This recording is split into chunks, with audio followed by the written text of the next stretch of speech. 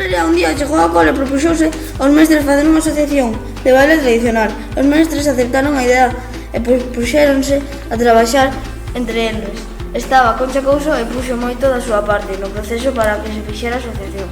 A primeira actuación en 1966. Os pais e nais dos rapaces puxeron moitas ganas para que os nenos poderan bailar a súa primeira peza de baile o Día das Letras Galegas no colexio, e o día que se deron a coñecer como unha asociación foi o 25 de xullo na festa do Apóstol en Boimorto.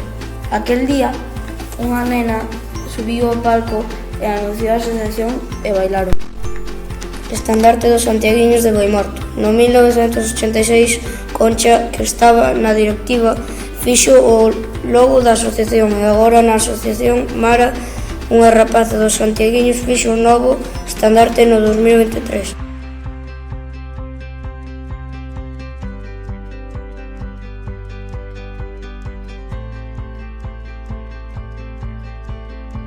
Actuacións e premios 2023 foron a primeira foliada e o primeiro concurso dos santiaguiños de Boimorto, e os premios que se gañaron foron en Amés e Xaca, e actuacións foron ao Festival da Luz, o baile do ensino e tamén en Padrón.